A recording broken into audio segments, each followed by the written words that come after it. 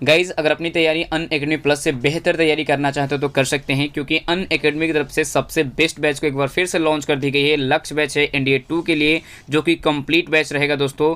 India के number 1 educator के साथ इस बैच को तैयार किया गया है। जैसे कि आप अपने स्क्रीन पर देख सकते हैं कि 8 सर लोग हैं जो कि अलग अलग टॉपिक, अलग अलग मतलब सारे टॉपिक को कवर कराएंगे, है ना। और ये बैच हम लोग का आज से स्टार्ट है, यानी कि 21 तारीख से। तो इस बैच को आप ज्वाइन करना चाहें तो जरूर कर लीजिएगा, डिस्क्रिप्शन में इसका लिंक मिल जाएगा, है ना। एक और हम लोग का बैच है लक्ष्य बेलगाम करके है, जो कि ये है हम लोग का एयरफोर्स के लिए। और यहाँ पे आपको पता है कि यहाँ पे भी इंडिया के बेस्ट एडुकेटर के साथ इस बैच को तैयार कर दिया गया है, जो कि ये स्टार्ट है आपका 15 अप्रैल से। अगर आप चाहे तो इस बैच को भी इनरोल कर सकते हैं, डिस्क्रिप्शन में इसका भी लिंक मिल जाएगा। अब देखिए दोस्तों, आपको इनरोल कैसे करना है आपको मैं बता देता हूँ। सबसे पहले आपको गेट सब्सक्रिप्शन पर क्लिक करना होगा। जैसे आप क्लिक कर देंगे, अब आपको चूज करना होगा कितने महीने का लेना है। मान लीजिए मेरे को 3 महीने का लेना है, 6 महीने का। उस पर हम क्लिक कर देंगे। एक आपको कोड डालना होगा GJT10 10% डिस्काउंट के लिए। अब जैसे आप डाल दीजिएगा, फाइनल प्राइस इस तरह का पड़ेगा। 1 महीने का 1440, 3 महीने का 3600, 6 महीने का 5760 इस तरह का मिल जाएगा, है ना। तो कुछ करना नहीं है, कोड जरूर यूज कर लीजिएगा GJT10 10% डिस्काउंट के लिए। और 3 महीने से लेंगे तो आपको रिडीम करने का ऑप्शन भी आएगा, 20% भी आपको डिस्काउंट मिल जाएगा। तो बढ़िया ही, जाइए जल्दी से एनरोल कर लीजिएगा। तो दोस्तों, और क्यूज कैसे लगाते हैं तो आपको पता है, डेली मैं बता ही देता हूं। तो आज ही अपने मोबाइल में अनअकैडमी लर्निंग ऐप डाउनलोड कर लीजिएगा, क्योंकि हमारा भी क्लासेस वहां पे आती है डेली का daily 4 classes. Navy, MR, SSR, AA, air force, XY, नाविक, DVGD के लिए बिल्कुल फ्री क्लासेस है मेरा भी। अगर आप चाहे तो उसे भी ज्वाइन कर सकते हैं, डिस्क्रिप्शन में लिंक मिल जाएगा। फॉलो मी अनअकैडमी करके वहां से जाके ज्वाइन कर सकते हैं। आप लोग, आई होप कि आप सभी लोग ठीक होंगे। तो मेरा नाम है महेश और आप देख रहे हैं हमारे यूट्यूब चैनल ज्ञान ज्योति असिस्ट ट्यूटोरियल। तो दोस्तों, आज हम लोग करने वाले हैं नेवी एयरफोर्स से रिलेटेड जीके के मोस्ट इंपॉर्टेंट क्वेश्चंस, जो आपके एग्जाम के लिए बिल्कुल इंपॉर्टेंट होंगे। ठीक है, तो चलिए शुरू करते हैं। और यहाँ पर देखेंगे पहला क्वेश्चन आप लोगों के स्क्रीन के ऊपर ये है। पहला क्वेश्चन ये है कि माइकल फिलिप्स किस खेल से संबंधित है। तो नीचे में आपको 4 ऑप्शन दिए गए। ऑप्शन ए में है cricket, option B billiards, option C शतरंज और ऑप्शन डी में है तैराकी। तो यहाँ पे इस क्वेश्चन का राइट आंसर क्या हो जाएगा? ऑप्शन नंबर डी हो जाएगा। डी में हमारे पास क्या है? तैराकी हो जाएगा इस क्वेश्चन का राइट आंसर। ठीक है, आगे बढ़ते हैं। हमारे पास second number question. Question number second आपके स्क्रीन के ऊपर है कि अर्जुन पुरस्कार कब प्रारंभ हुआ। ऑप्शन ए में है 1989, ऑप्शन बी 1899, ऑप्शन सी 1961 और ऑप्शन डी में है 1997। तो यहाँ पे भी इस क्वेश्चन का राइट आंसर क्या हो जाएगा? ऑप्शन नंबर सी हो जाएगा। सी में हमारे पास क्या है? 1961 हो जाएगा इस क्वेश्चन का राइट आंसर। यानी कि अर्जुन पुरस्कार 1961 में प्रारंभ हुआ था। ये भी आपको याद रखना होगा, सारे इंपॉर्टेंट क्वेश्चन है। आगे बढ़ते हैं। हमारे पास third number question. Question number third आपके स्क्रीन के ऊपर ये है कि ईरानी कप का संबंध निम्नलिखित में से किस खेल से संबंधित है। ऑप्शन ए में है हॉकी, ऑप्शन बी पोलो, ऑप्शन सी क्रिकेट और ऑप्शन डी में है फुटबॉल। तो यहाँ पे भी इस क्वेश्चन का राइट आंसर क्या हो जाएगा? ऑप्शन नंबर सी हो जाएगा। सी में हमारे पास क्या है? क्रिकेट हो जाएगा इस क्वेश्चन का राइट आंसर। ठीक है, ईरानी कप क्रिकेट खेल से संबंधित है। आगे बढ़ते हैं। हमारे पास 4 नंबर प्रश्न। प्रश्न संख्या 4 आपके स्क्रीन के ऊपर ये है कि सानिया मिर्जा निम्नलिखित में से किस खेल के लिए चर्चित है। ऑप्शन ए है athletics, option B lawn tennis, option C में है बास्केटबॉल और ऑप्शन डी इनमें से कोई नहीं। तो क्वेश्चन नंबर 4 का राइट आंसर हो जाएगा ऑप्शन नंबर बी। और ऑप्शन नंबर बी में हमारे पास क्या है? लॉन टेनिस हो जाएगा करेक्ट, यानी राइट आंसर। ठीक है, आगे बढ़ते हैं। हमारे पास 5 नंबर क्वेश्चन। क्वेश्चन नंबर 5 आपके स्क्रीन के ऊपर है कि अपर कट किस खेल से संबंधित है। ऑप्शन ए में है बॉक्सिंग, और ऑप्शन बी में क्रिकेट, ऑप्शन सी तैराकी और ऑप्शन डी इनमें से कोई नहीं। तो यहाँ पे 5 का राइट आंसर क्या हो जाएगा? ऑप्शन नंबर ए हो जाएगा। ए में हमारे पास क्या है? बॉक्सिंग हो जाएगा करेक्ट, यानी राइट आंसर। ठीक है, जो अपर कट है वो बॉक्सिंग खेल से संबंधित है। आगे बढ़ते हैं। हमारे पास 6 नंबर क्वेश्चन। क्वेश्चन नंबर 6 आपके स्क्रीन के ऊपर है कि हॉकी का जादूगर किसे कहा जाता है। यानी जो हॉकी का जादूगर है वो किसे कहते हैं। ऑप्शन ए में है विजय कुमार को, ऑप्शन बी समरेश जंग को, ऑप्शन सी मेजर ध्यानचंद को और ऑप्शन डी में है इनमें से कोई नहीं। तो इस पे यहाँ पे इस क्वेश्चन का राइट आंसर क्या हो जाएगा?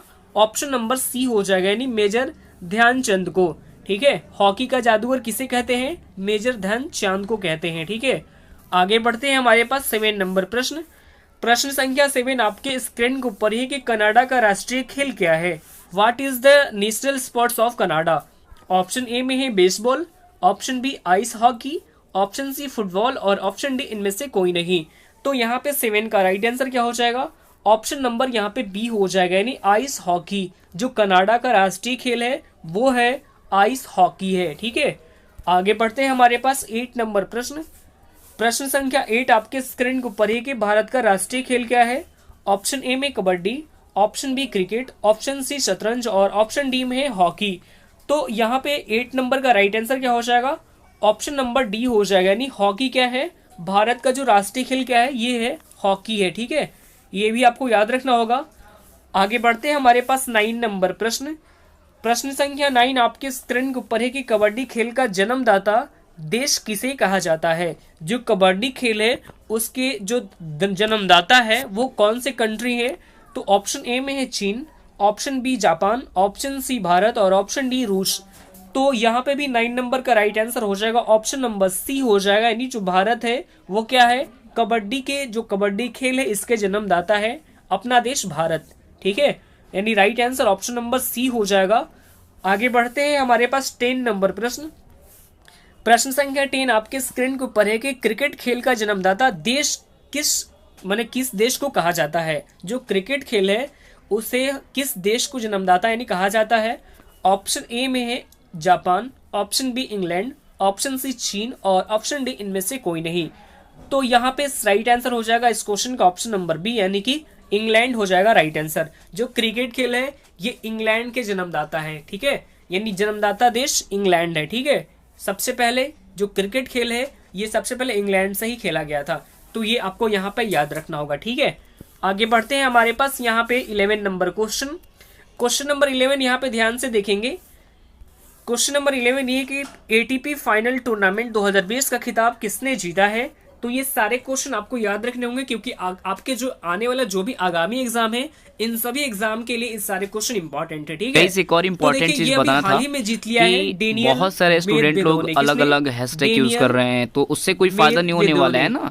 तो आप लोग सेम रखिए, वही बेस्ट रहेगा आप सभी के लिए। मैं आपको बार बार एक चीज बोलता हूँ कि एक जस्टिस करके है वो आप ट्रेन करा सकते हैं, नेवी सबको एग्जाम दिलाओ, ये भी आप करा सकते हैं। 2 ही ट्रेंड बहुत ज्यादा है, तो इन्हीं ट्रेंडिंग में आपको लाना होगा। बाकी जो है ना उसे आप छोड़ो, बाकी जितना रीट्वीट ट्वीट करना है इसी में आपको फायदा होगा, इसी में आपको कुछ मिल सकता है मौका, नहीं तो कुछ नहीं मिलने वाला है ना। तो बाकी जो फी फालतू होता है आप ट्वीट उस पर बिल्कुल ना ध्यान दे। 2 ट्वीट को आप बढ़िया से दिमाग में लगा के चलो, वही आपके लिए सबसे बेस्ट साबित करने वाला है। चलिए, जय हिंद, वंदे मातरम गाइस। क्या होता है एसोसिएशन ऑफ टेनिस प्रोफेशनल। ठीक है, तो इसकी आपका जो इसका फुल फॉर्म है, फुल फॉर्म आपको नोट कर लेना होगा।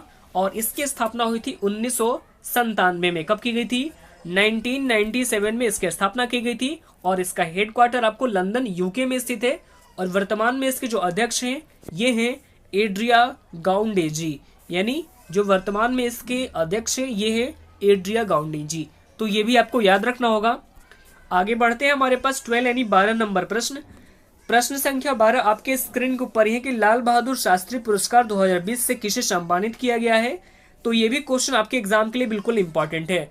तो जो लाल बहादुर शास्त्री पुरस्कार है ये अभी हाल ही में सम्मानित की गई है सुधा मूर्ति को। किसको, सुधा मूर्ति को लाल बहादुर शास्त्री पुरस्कार से सम्मानित किया गया है। तो ये भी आपको यहाँ पे याद रखना होगा। ठीक है, आगे बढ़ते हैं। हमारे पास 13 यानी 13 नंबर प्रश्न, प्रश्न संख्या 13 आपके स्क्रीन के ऊपर है कि एंटोनी ब्लिंकन किस देश के नए विदेश मंत्री बने हैं। तो ये भी क्वेश्चन आपको याद रखना होगा।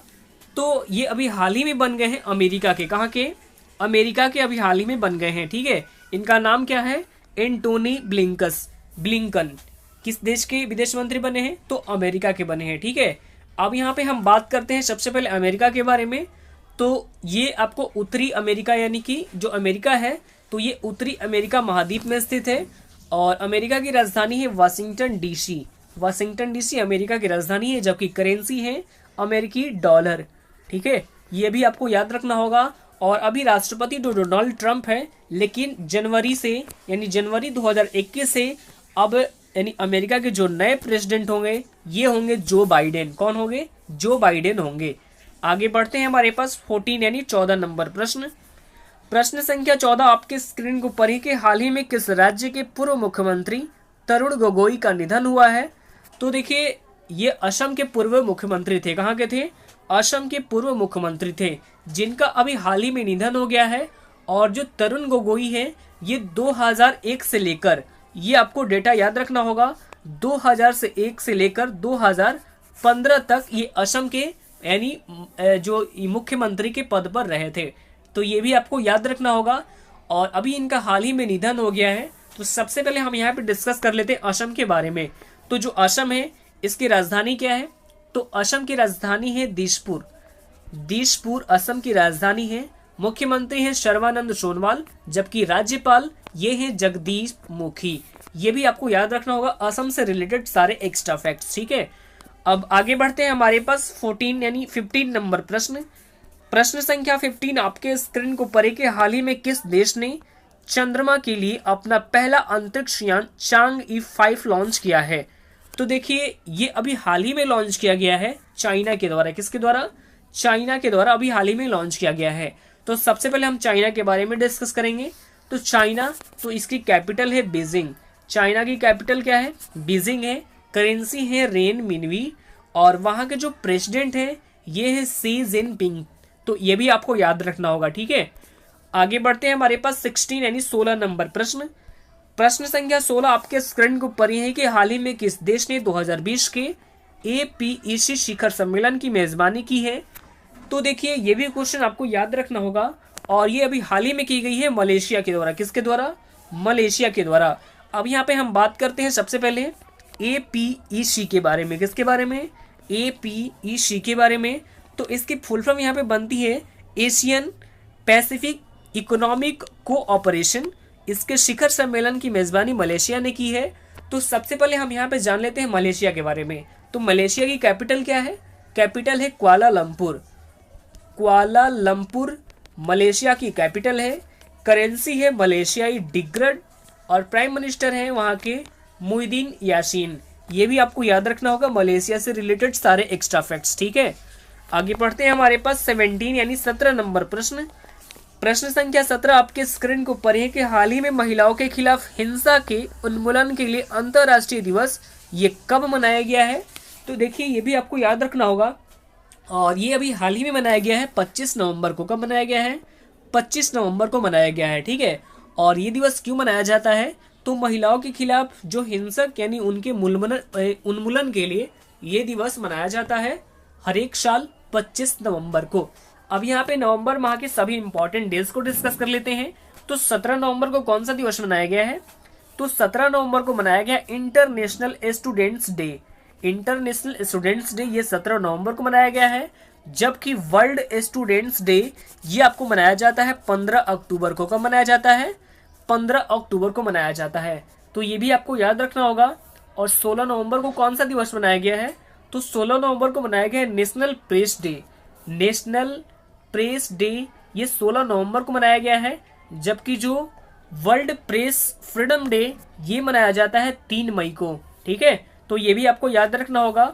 और 18 नवंबर को मनाया गया है प्राकृतिक चिकित्सा दिवस। तो ये सारे ही डेज आपको यहाँ पे याद रखने होंगे, ठीक है। आगे बढ़ते हैं हमारे पास 18 यानी 18 नंबर प्रश्न। 18 नंबर प्रश्न आपके स्क्रीन को ऊपर है कि हाल ही में किस बैंक ने कार्डलेस EMI सुविधा की शुरुआत की है?